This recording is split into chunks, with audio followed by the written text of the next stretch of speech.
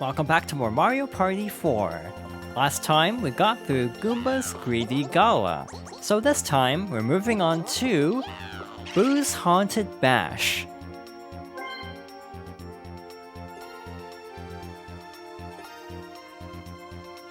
Hehehe, let's party!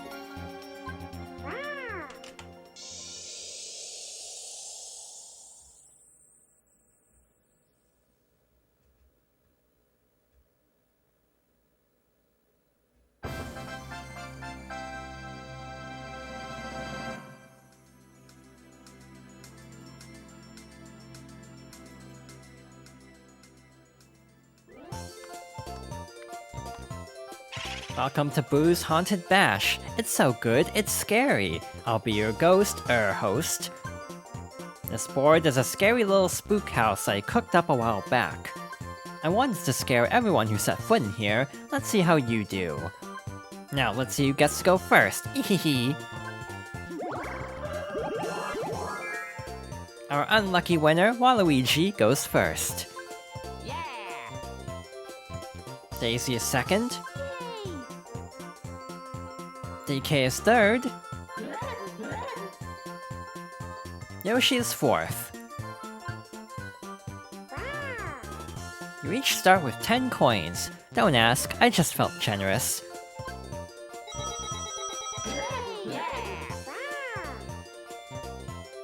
Now, happy haunting! The first star is going to be right over here. The star is here for now, Reach me without 20 coins, and you will be denied. Boo's Haunted Bash is an interesting board. There are some very specific gimmicks that actually make reaching the star difficult, but it actually doesn't feel as difficult in comparison to something like Goomba's Greedy Gala with the different quadrants in the roulette wheel.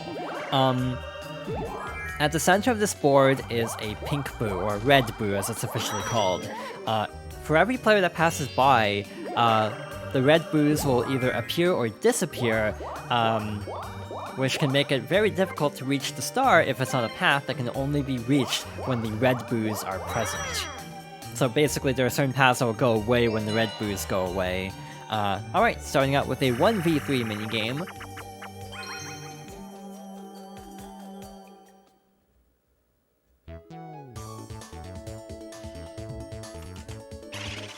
And it's a coin collecting game.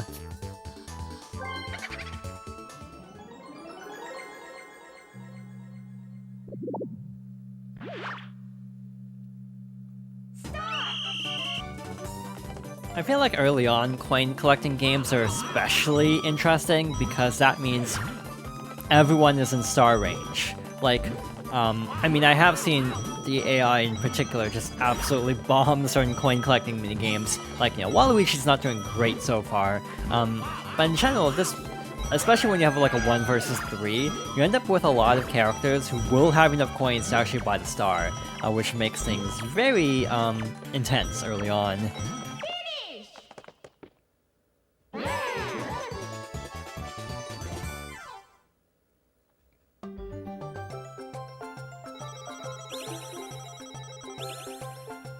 Yeah, starting out with a 3-way tie for first is exciting.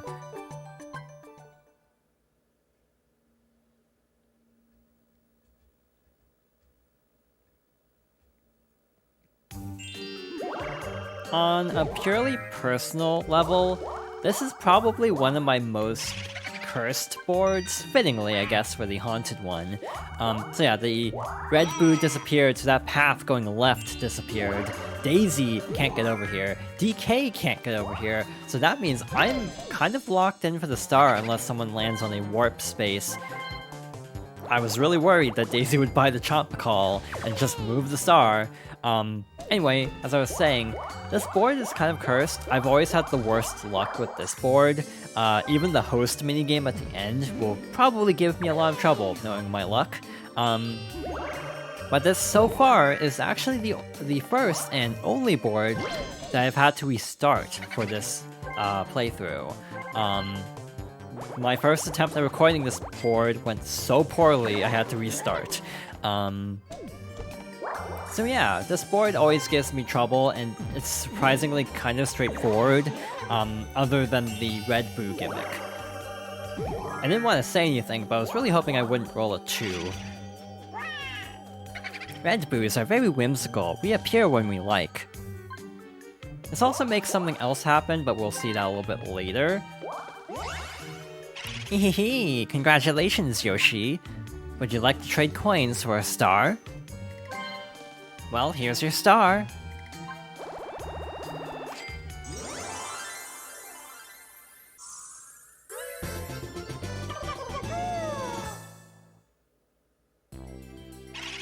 Hehehe, here's the next star. Star's over here now. Do your best to get this one. I think the game is trying to apologize for the last recording attempt, because that is really lucky getting the star right in front of me again.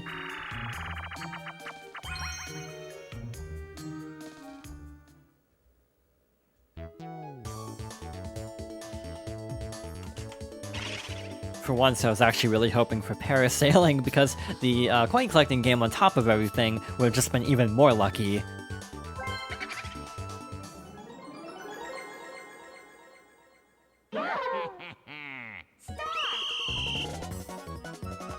As a reminder, minigames that have clear times, or like records, will usually have like a secret clear time to unlock something in the present room, which we'll go over when we reach the end of story mode, probably sometime after that. On my own time, I'm still trying to unlock everything. I actually unlocked the final thing I was missing for a minigame on my own time. So yeah, I've been playing through all the story modes on my personal file to try to unlock everything to show off at the end of this playthrough.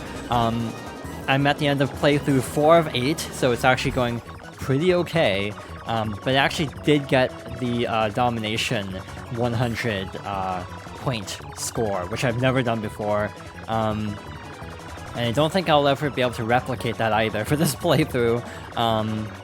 So yeah, we'll actually be able to show that off at the end of the playthrough, but I'm still trying to work on getting all the presents for every character, which is taking a long time. You know, each board takes about an hour or so, so it's like 5 or 6 hours per playthrough, which isn't that bad, but I almost feel like because of the low number of minigames, it actually feels worse.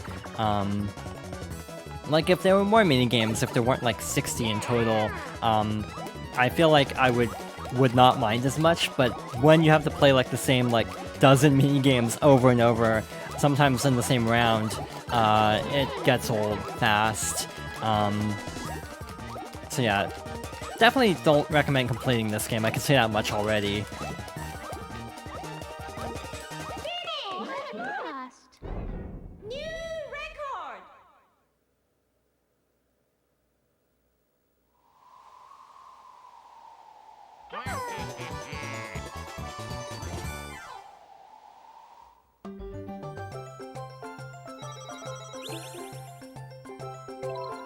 Well, we got a record, just not the one I wanted.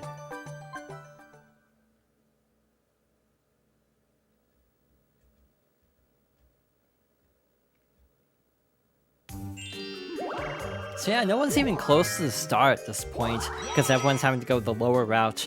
We're able to pass through the upper route, which means, yeah, we are basically locked in unless we lose all of our coins to this battle minigame, which if Bowser's Baker Blast is on here, that's a possibility. Yeah, this is actually a very real possibility. We might lose all of our coins, depending on what comes up here.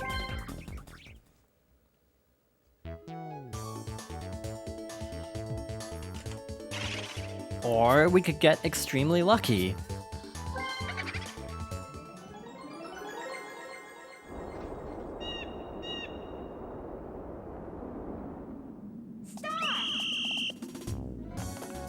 I don't know if it's just me, but I feel like the amount of battle games in Mario Party 4, or the amount of battle spaces, and the amount of actual battle minigames is very disproportionate. For as much as you play battle minigames, there are only like 5 or 6, and I really wish there were more because we've basically seen all the battle mini games already, and we still have a ways to go through this playthrough. And I guarantee we'll be seeing these a few more times because this game really likes its battle mini games, but also just doesn't have enough of them to make them distinct and make it feel not super redundant every time you have to play one. Again, I do like this game, but sometimes it feels a little bit dated.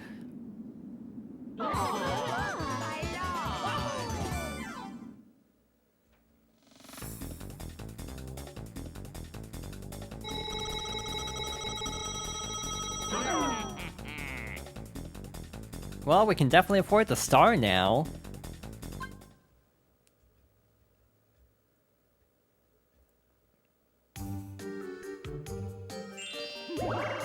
But also, it is important to remember that this was the first, like, essentially next-gen Mario Party, because previously all the other ones were on N64, this is the first one on GameCube.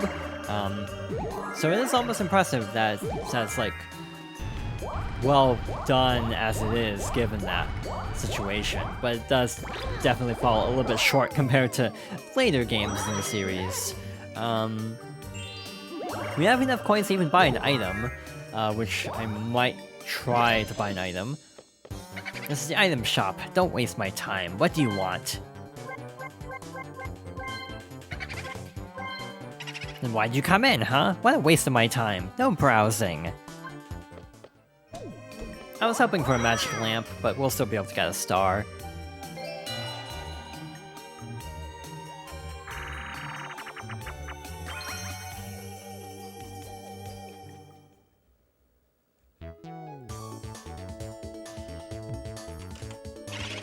Alright, so I can try to explain the trick I discovered. I don't think I'll be able to implement it well, but I'll try to explain it.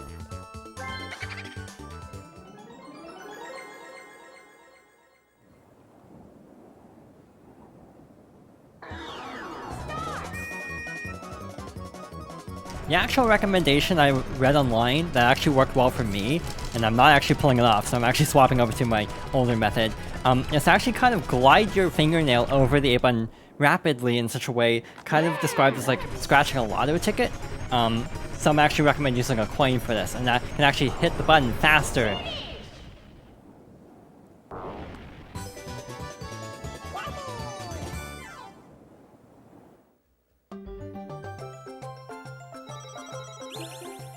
Or if you're not good with that trick, you can end up getting a really poor score like that.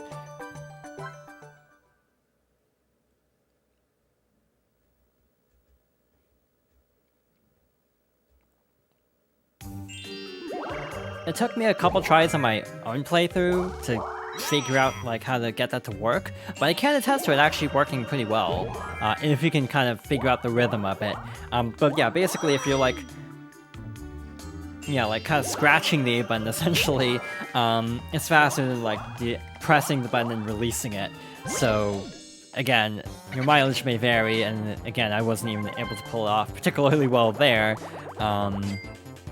But that does work if you can, yeah, figure out the timing of it. So yeah, we're locked in for the star. No one else has enough coins except Waluigi, who's nowhere to be seen. I don't really want to jinx this, but I definitely feel like the game is being really kind to me, somewhat suspiciously. Hehehe, congratulations, Yoshi. Would you like to trade 20 coins for a star? Well, here's your star.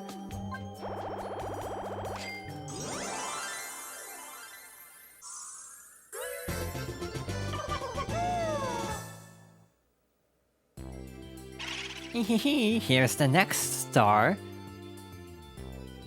The star's over here now. Do your best to get this one. A voice floats in from elsewhere. Because of Spoil Sport Red Boos are about, the mystery train won't move. I'll talk about the mystery train a little bit later, we might even see it later on. Alright, another 1v3 minigame. I think we've seen most of them already.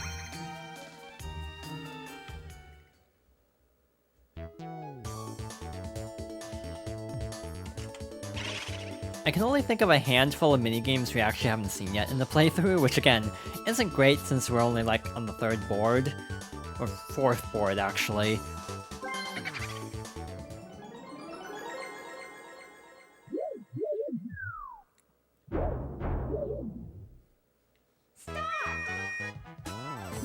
One thing I will actually praise about this game is its graphics.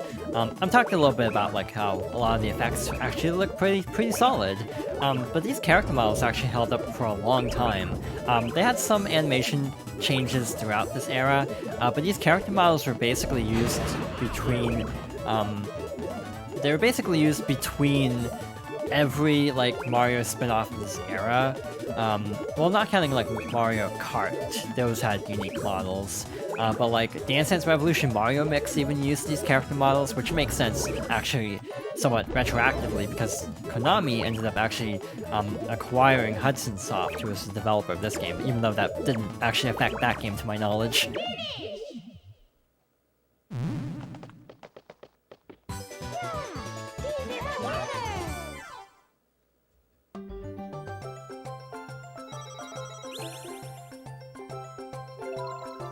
Even with buying a star, we still have a pretty substantial coin lead.